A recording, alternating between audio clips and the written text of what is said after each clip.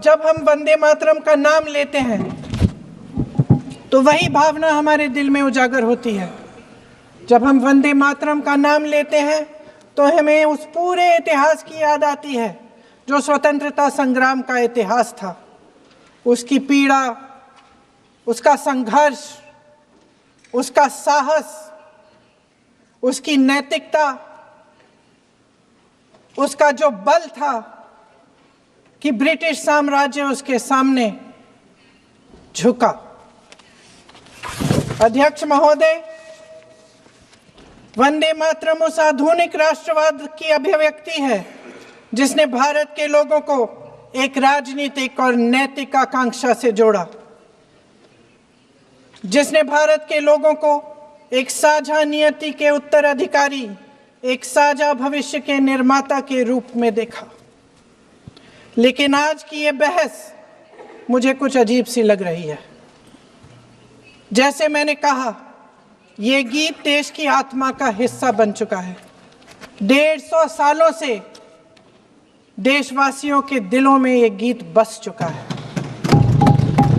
75 सालों से हमारा देश आजाद है, तो फिर आज इस बहस की क्या आवश्यकता है?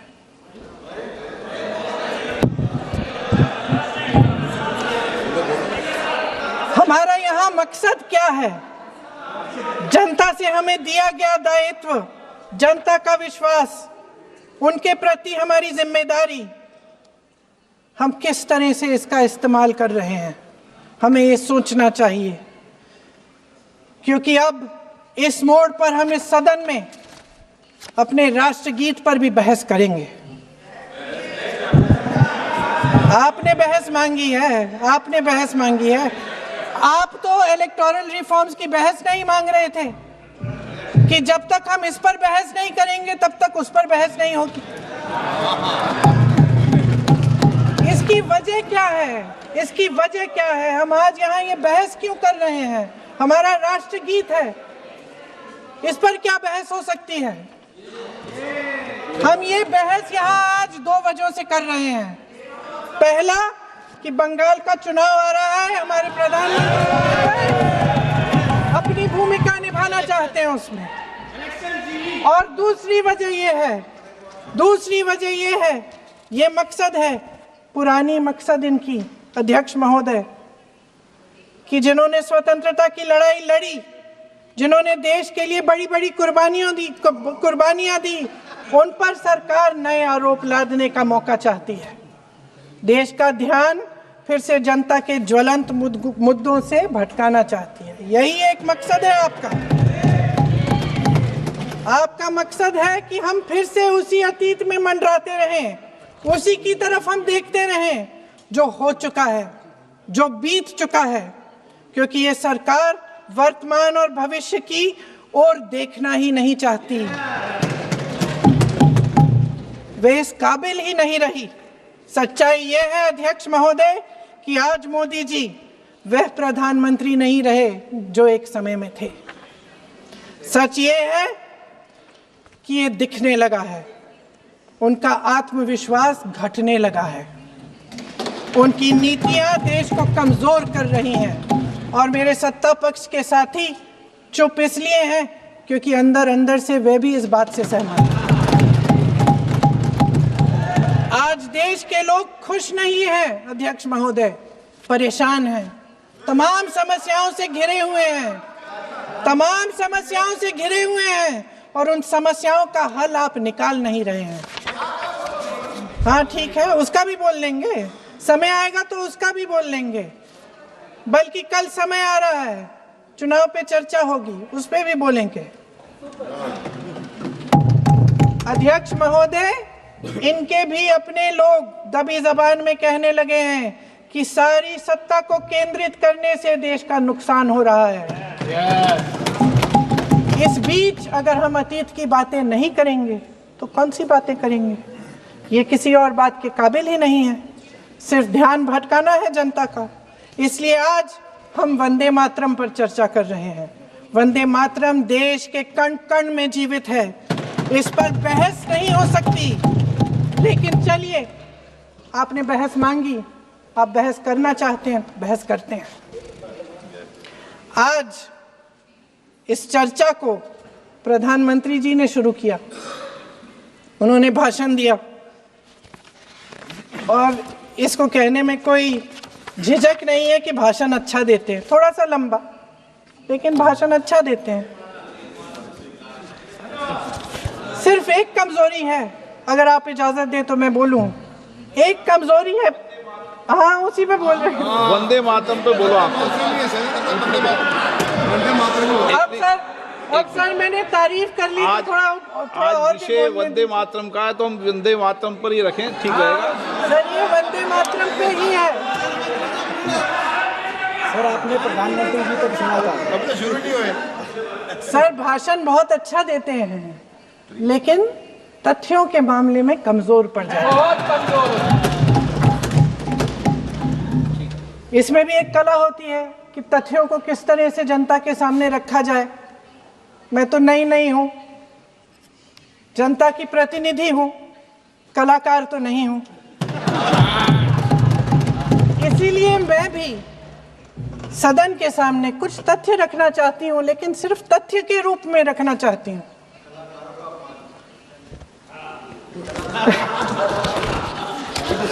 मैं उदाहरण दे देती हूँ सर। मांग रहे हैं सर वंदे मातरम के बारे में, वंदे मातरम की जो सालगिरह पे आपने एक बड़ा कार्यक्रम आयोजित किया था, उसमें प्रधानमंत्री जी ने भाषण दिया।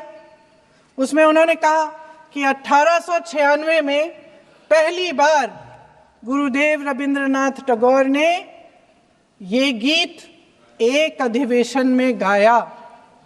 उन्होंने ये नहीं बताया कि कौन सा अधिवेशन था, महासभा, हिंदू महासभा का अधिवेशन था, आरएसएस का अधिवेशन था। किस बात से कतरा रहे थे कि ये कांग्रेस का अधिवेशन था। और उदाहरण दूं कि मैं अपना भाषण जारी रखूं, दे रही हूं। जो वंदे मातरम की जो क्रोनोलॉजी है वो भी आप समझिए, जो असली क्रोनोलॉजी है।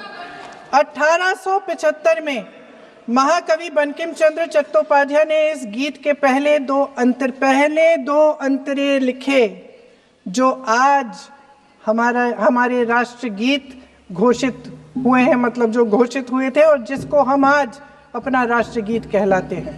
ये पहले दो अंतरे लिखे। 1882 में 7 साल बाद उनका एक उपन्यास प्रकाशित हुआ, आनंद मठ।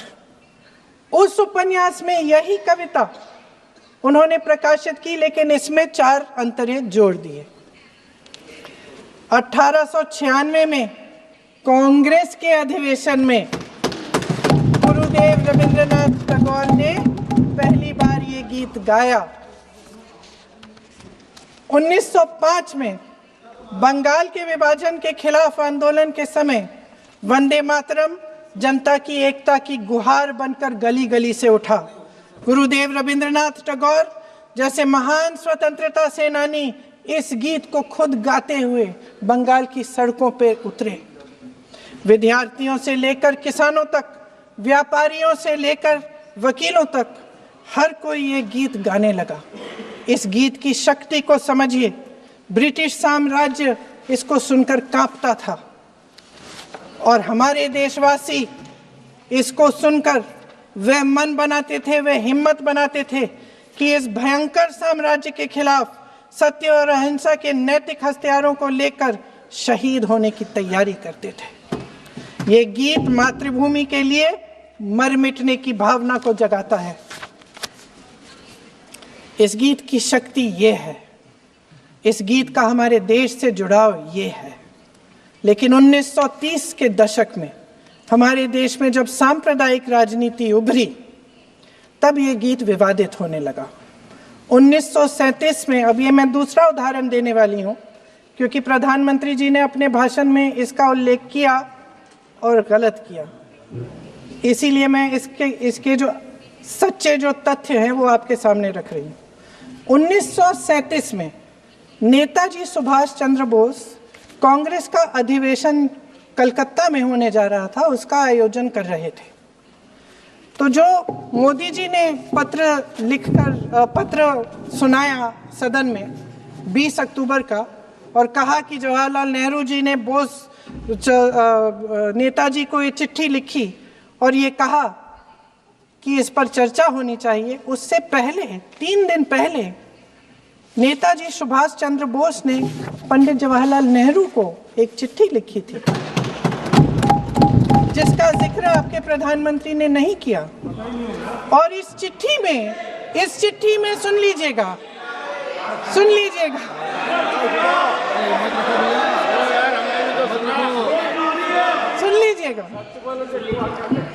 आप नेताजी के लफ्ज नहीं सुनना चाहते? बंगाल का चुनाव आ रहा है।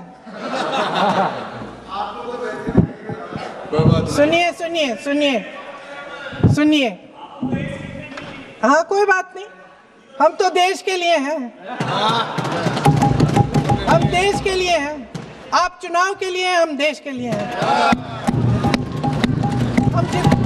हम जितने भी चुनाव हारे, हम यहाँ बैठे रहेंगे और आपसे लड़ते रहेंगे और आपकी विचारधारा से लड़ते रहेंगे। अपने इस देश के लिए, अपनी इस मिट्टी के लिए लड़ते रहेंगे। आप हमें रोक नहीं सकते।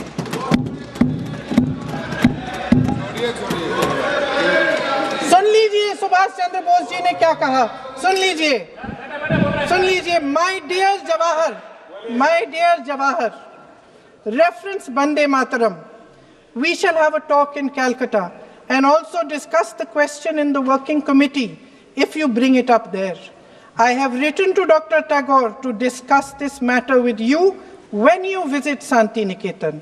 Please do not forget to have a talk with him when you visit Santi Niketan. ये 17 अक्टूबर को लिखी जाती है। 10 अक्टूबर को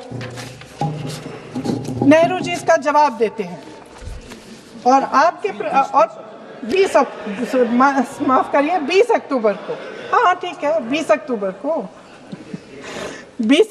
को नेहरू जी इसका जवाब देते हैं। इस जवाब की एक पंक्ति प्रधानमंत्री जी ने सुनाई, बाकी पंक्तियां क्यों नहीं सुनाई? क्योंकि उनमें नेहरू जी क्या कह रहे हैं? There is no doubt that the present outcry against Vande Mataram is to a large extent a manufactured one by the communalists. Whatever we do, we cannot pander to communalists' feelings, but to meet real grievances where they exist. I have decided now to reach Calcutta on the 25th morning. This will give me time to see Dr. Tagore as well as other friends. समझ रहे हैं आप? प्रधान चुप है तो समझ ही गए होंगे। फिर क्या होता है?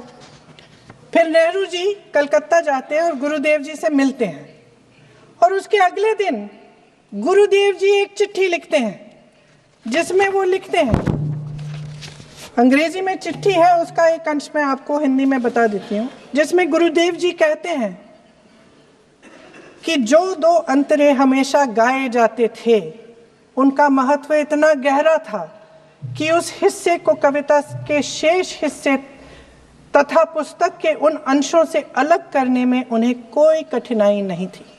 उन्होंने ये कहा कि स्वतंत्रता संग्राम में हमेशा से वही 2 अंतरे ही गाए जाते थे और उनको गाते हुए कुर्बानी देने वाले सैकड़ों शहीदों के सम्मान के लिए उन्हें ऐसे ही गाना उचित रहेगा। उन्होंने यह भी कहा कि बाद में जोड़े गए अंतरों का सांप्रदायिक मायना निकाला जा सकता है और उस समय के माहौल में उनका इस्तेमाल अनुचित होगा। इसके बाद 28 अक्टूबर 1937 में कांग्रेस की कार्य समिति ने अपने प्रस्ताव में वंदे मातरम को राष्ट्रगीत घोषित किया। उन्हीं दो अंतरों को कार्य समिति की बैठक में महात्मा गांधी जी, नेताजी सुभाष चंद्र बोस, पंडित नेहरू, आचार्य नरेंद्र देव जी, सरदार पटेल जी, गुरुदेव रविंद्रनाथ टैगोर जी सब मौजूद थे। इस प्रस्ताव के ये सभी महापुरुष इस प्रस्ताव से सहमत थे। आगे क्या होता है ये भी सुना लूं। भारत की आजादी के बाद जब इसी गीत के इन्हीं दो अंतरों को 1950 में डॉक्टर राजेंद्र प्रसाद जी ने संविधान समिति में भारत को का राष्ट्रगीत घोषित किया, तब लगभग यही महापुरुष मौजूद थे। इनके साथ साथ B.R. अम्बेडकर जी भी सभा में थे और इनके साथ साथ मेरे सत्ता पक्ष के साथियों के नेता श्री श्यामा प्रसाद मुखर्जी भी मौजूद थे। वही दो अंतरे राष्ट्रगीत घोषित किए, किसी ने कोई आपत्ति जारी नहीं की, कोई आपत्ति नहीं जताई। वैसे इन तथ्यों के साथ जुड़ा एक और तथ्य भी है जो मैं यहाँ पे आपके सामने रखना चाहती हूँ। आज हम अपने राष्ट्रगीत पर बहस कर रहे हैं, लेकिन हमारा राष्ट्रगान भी एक कविता का एक अंश ही है, एक लंबी कविता का एक अंश है। और इन दोनों राष्ट्रगीत और राष्ट्रगान के अंश को चुनने में सबसे बड़ी भूमिका गुरुदेव रविंद्रनाथ टैगोर की थी। वंदे मातरम के स्वरूप पर सवाल उठाना, जिसे संविधान सभा ने स्वीकार किया, न सिर्फ उन महापुरुषों का अपमान करना है जिन्होंने अपने महान विवेक से ये निर्णय लिया, मगर एक संविधान विरोधी मंशा को भी उजागर करता है। क्या सत्ता पक्ष के हमारे साथी इतने अहंकारी हो गए हैं कि अपने आप को महात्मा गांधी जी से, रविंद्रनाथ टैगोर जी से, राजेंद्र प्रसाद जी से, बाबा साहब अम्बेडकर जी से, मौलाना आजाद जी से, सरदार पटेल जी से, सुभाष चंद्र बोस जी से बड़ा समझने लग गए हैं? मोदी जी का अपने भाषण में ही कहना कि राष्ट्रगीत को एक विभाजनकारी सोच द्वारा काटा गया, उन सब महापुरुषों का अपमान है जिन्होंने अपना पूरा जीवन इस देश की आजादी की लड़ाई में झोंक दिया। वंदे मातरम को विभाजित करने का आरोप लगाकर आप पूरी संविधान सभा पर आरोप लगा रहे हैं, उसके हर एक नेता को दोषी ठहरा रहे हैं। यह हमारी संविधान सभा और हमारे संविधान का खुला वार है। और जहां तक जवाहरलाल नेहरू जी की बात है, जितनी देर हमारे प्रधानमंत्री देश के प्रधानमंत्री रहे हैं, 12 साल हो गए हैं, लगभग उतने ही सालों के लिए जवाहरलाल नेहरू जी जेल में रहे। किस लिए? इस देश की आज़ादी के लिए।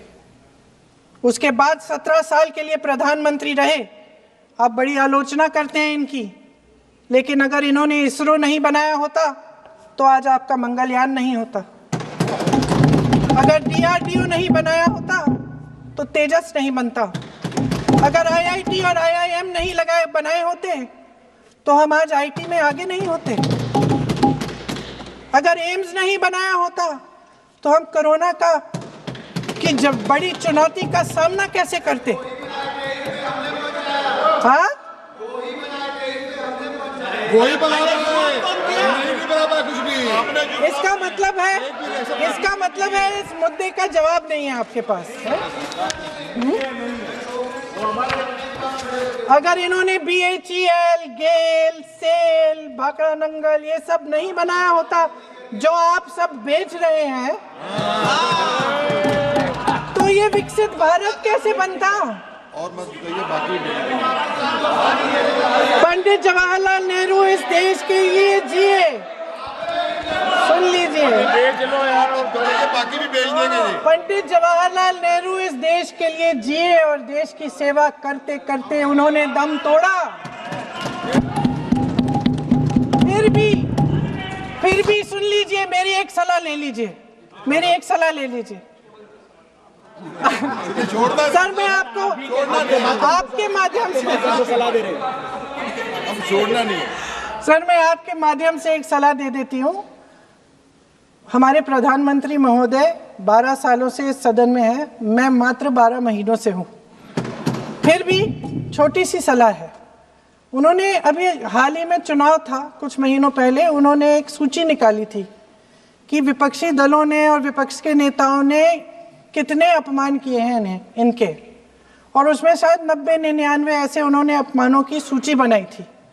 तो मैं उनको एक छोटी सलाह देना चाहती हूँ कि नेहरू जी से जितनी भी शिकायतें हैं, जितनी भी गलतियां उन्होंने की आपके जहन में, जितनी भी गालियां देनी है, जितना भी अपमान करना है, उसकी भी एक सूची बना दीजिए। नहीं, बात खत्म नहीं है।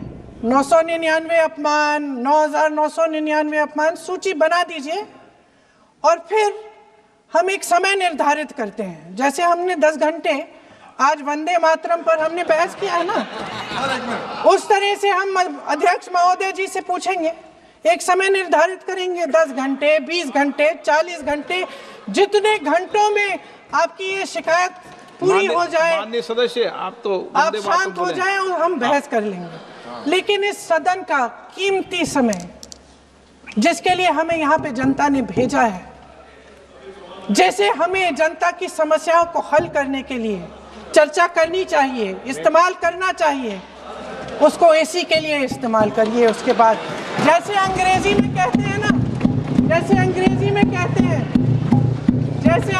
में कहते हैं कि once and for all let's close the chapter, close कर लीजिए। देश सुन लेगा क्या क्या शिकायतें हैं, किसने क्या किया, इंदिरा जी ने क्या किया, राजीव जी ने क्या किया, परिवारवाद क्या होता है, नेहरू जी ने कौन सी गलतियां की, सुना लीजिए, फिर खत्म। उसके बाद बेरोजगारी, महंगाई, महिलाओं की समस्याएं, जो पीएमओ में हो रहा है उसकी बातें, उसकी चर्चा, जो बैटिंग ऐप के बारे में हो रहा है पीएमओ के अंदर, आप माननीय सदस्य प्लीज, जो एप्स्टीन फाइलों में आपके मंत्री महोदय के नाम निकल आए हैं, माननीय उसकी चर्चा करेंगे। आप वंदे मातरम में बोले, आप इधर उधर डाइवर्ट मत हो।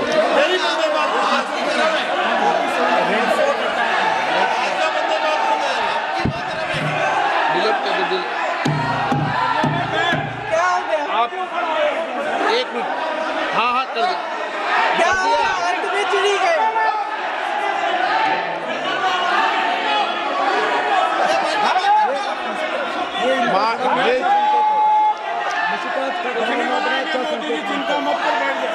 बहुत बढ़िया। माननीय सदस्य 1 मिनट, माननीय सदस्य आगे बढ़ो आप महोदय, आगे वंदे बढ़ो। मातरम पर सार्थक चर्चा करें। ठीक सर, इधर उधर सर, बात डाइवर्ट मत यही हो। थी सर, संक्षिप्त में बात यही थी कोई डाइवर्ट नहीं कि होना हम चाहिए अतीत अपन में को। बातें करते रहते हैं। माननीय सदस्य नहीं, आप बिना तथ्यों के कोई बात नहीं करें। आप वंदे मातरम में बोले उचित रहेगा।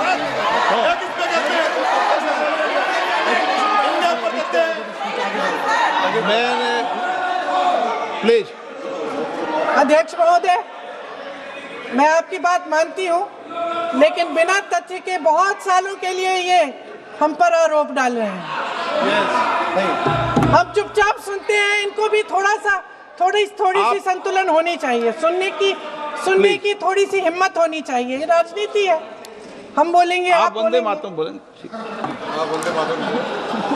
वंदे मातरम सर। महोदय, आज की ये बहस सिर्फ ध्यान भटकाने के लिए की जा रही है, क्योंकि ये सरकार इस देश के वर्तमान की असलियत छिपाना चाहती है। आज देश का युवा कितना परेशान है, कितनी मुश्किल में है, पेपर लीक होते रहते हैं, बेरोजगारी है, महंगाई इतनी बढ़ चुकी है। इसकी चर्चा हम सदन में क्यों नहीं कर रहे हैं?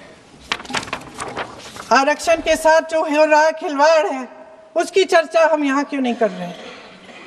महिलाओं की बात होगी, बड़े बड़े ऐलान होंगे, मगर उनकी परिस्थितियों को सुधारने के लिए कोई ठोस कदम यहाँ क्यों नहीं उठाया जा रहा है?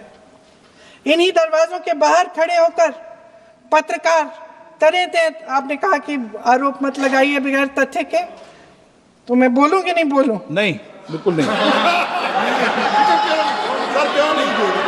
नो, आप उधर की बात मत बोलो। आप जल्दी से बोल लेते हो, फिर आप सदन में बंद जो कर कुछ भी देना। बोले वो तथ्यों से बोले। आपको हर चीज ऑथेंटिक करनी पड़ेगी, इसलिए आप तथ्यों से बोले। अच्छा सर, बड़े बड़े शहरों में प्रदूषण है, लेकिन हम इस सदन में बैठकर सिर्फ छोटी छोटी बातें करेंगे। जी, जो अतीत की बातें हैं ना, जो अतीत की बातें हैं ना, जो बार बार आप चाहते हैं कि हम पीछे देखें, लेकिन हम आगे भविष्य की बात, वर्तमान की बात, जो असली समस्याएं हैं उनकी बात न करें, ये छोटी बात होती है।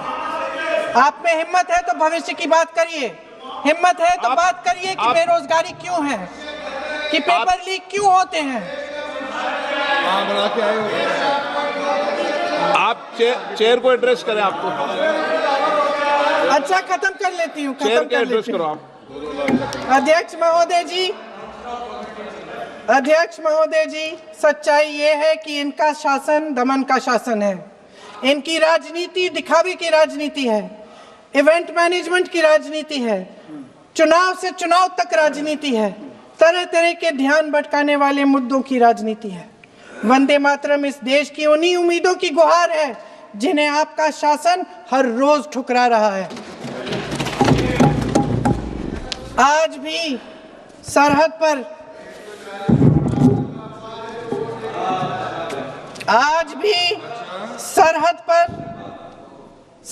पर जवान जब दुश्मन का सामना करता है तो उसकी छाती में वंदे मातरम गूंजता है।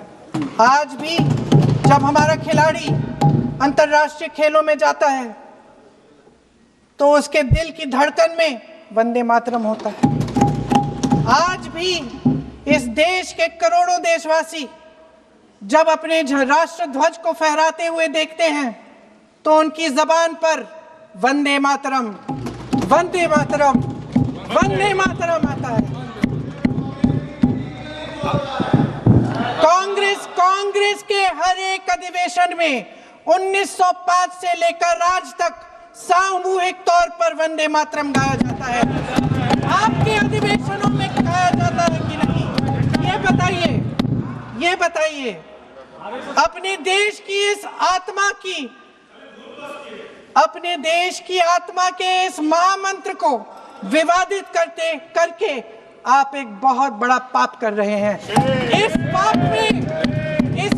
में कांग्रेस पार्टी शामिल नहीं होगी।